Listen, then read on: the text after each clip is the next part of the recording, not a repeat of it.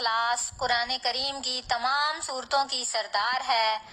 یہ صورت توحید پر جامع ترین ہے، بالکل اسی طرح جس طرح آیت الکرسی تمام آیتوں کی سردار ہے، اسی طرح یہ صورت تمام صورتوں کی سردار ہے۔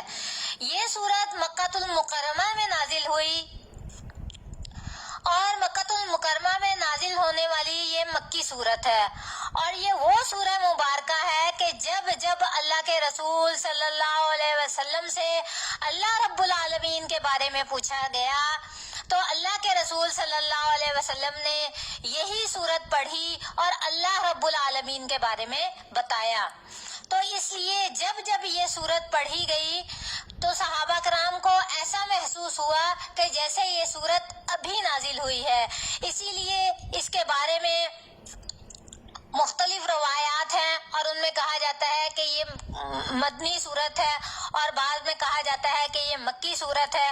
حالانکہ یہ مکی صورت ہے کہ جب اللہ کے رسول صلی اللہ علیہ وسلم سے مشرکین مکہ نے پوچھا کہ اللہ کے رسول صلی اللہ علیہ وسلم انصف لنا ربن صف لنا ربن، اے اللہ کے رسول اپنے رب کا نسب نامہ بیان کیجئے، تو اللہ کے رسول صلی اللہ علیہ وسلم پر یہ سورہ مبارکہ نازل ہوئی، قل هو اللہ احد، اے اللہ کے رسول کہہ دیجئے کہ وہ اللہ ایک ہے، اللہ الصمد، اللہ بے نیاز ہے، لم یلد ولم یولد، نہیں اس نے جنا اور نہیں وہ جنا گیا، یعنی نہ اللہ رب العالمین کو کسی نے پیدا کیا اور نہ ہی اللہ رب العالمین نے کوئی اولاد پیدا کی۔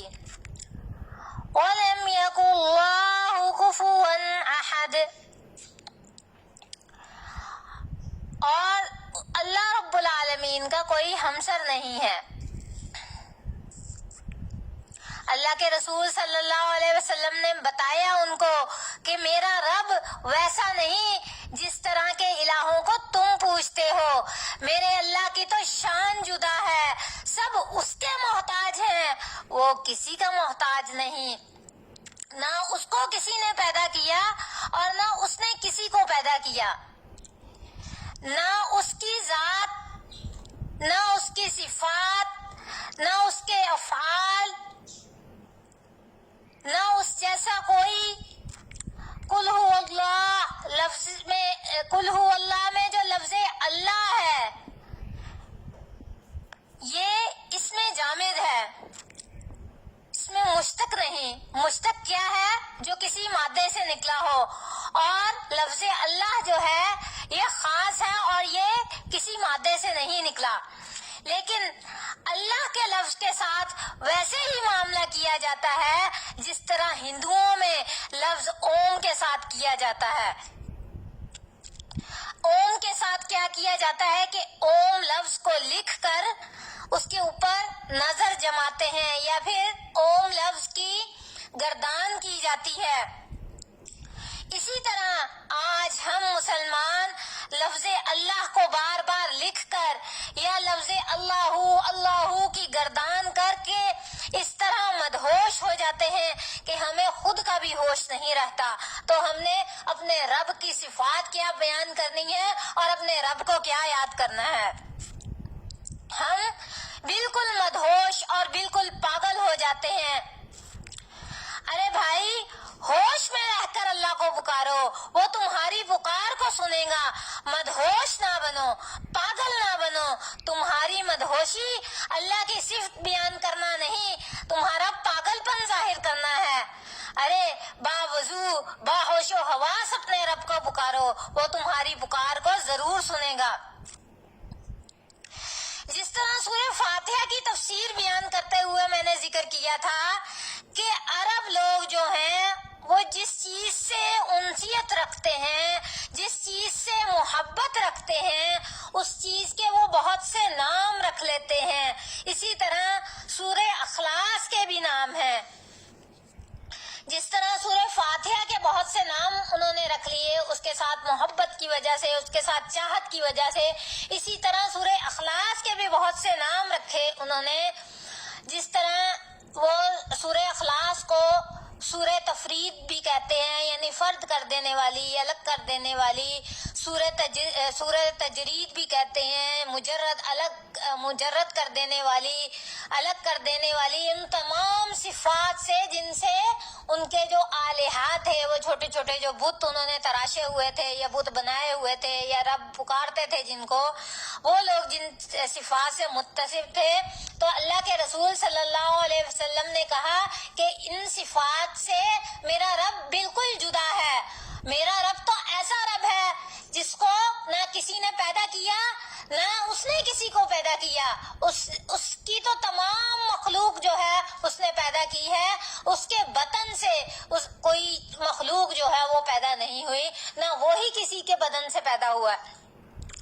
اور اس سورت کو سورہ توحید بھی کہا جاتا ہے، سورہ نجات بھی کہا جاتا ہے، سورہ اساس، سورہ مقاص، سورہ صمد بھی کہا جاتا ہے۔ مشرکین نے اور مدینہ کے یہودیوں نے اللہ کے رسول صلی اللہ علیہ وسلم سے نسب پوچھا تھا۔ ہر چیز کی نسبت ہوتی ہے، ہر چیز کی کوئی نہ کوئی وجود کی جگہ ہوتی ہے، کوئی نہ کوئی اس کا لنک ہوتا ہے، اور رب کی نسبت، رب کا تعارف یہ صورت ہے۔ اللہ الصمد اسے کہتے ہیں جو کھوکھلا نہ ہو، جو تمام صفات کے ساتھ متصف ہو، جو ہر چیز سے بے نیاز ہو، جو کسی کا محتاج نہ ہو، اور تمام کی تمام مخلوق جو ہے اس کی محتاج ہو۔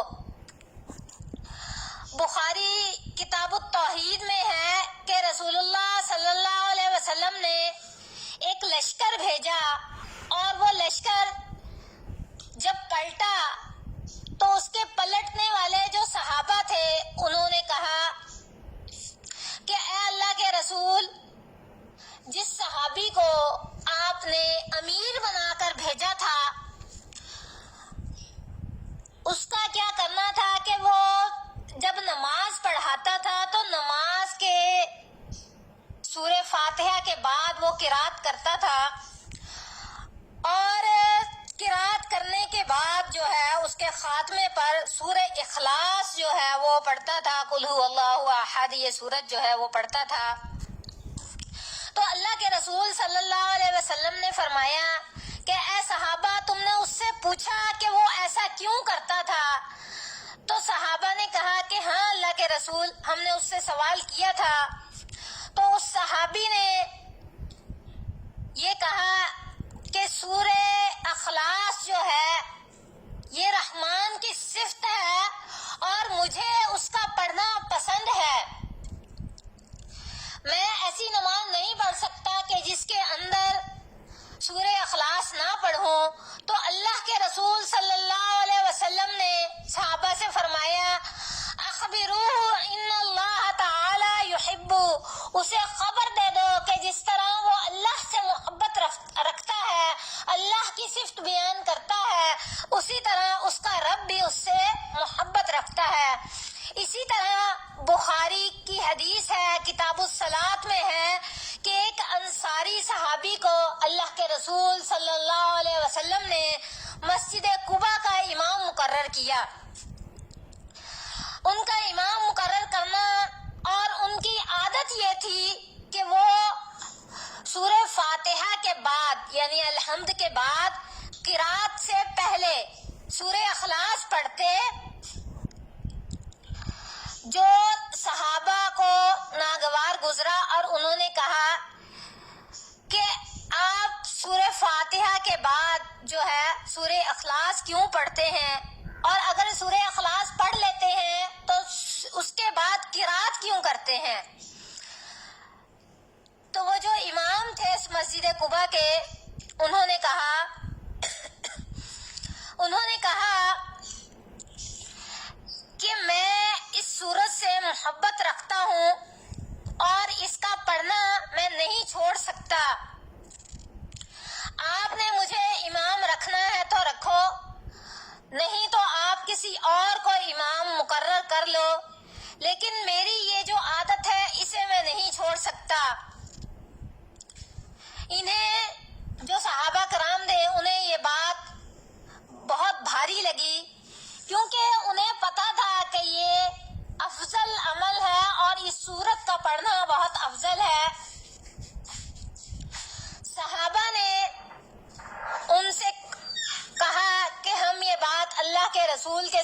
رکھیں گے. تو انہوں نے یہ بات جب اللہ کے رسول صلی اللہ علیہ وسلم کے سامنے رکھی تو آپ نے اس امام سے سوال کیا کہ آپ ان کی بات کیوں نہیں مانتے؟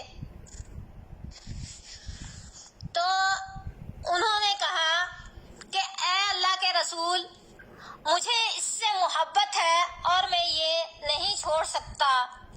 اللہ کے رسول صلی اللہ علیہ وسلم نے فرمایا حبک ایاہ ادخلہ الجنہ، تمہاری یہ محبت تمہیں جنت میں لے جائے گی. لوگ کہتے ہیں ہمیں تکلیف ہے، ہمیں ایذا ہے، حالانکہ بخاری شریف میں ہے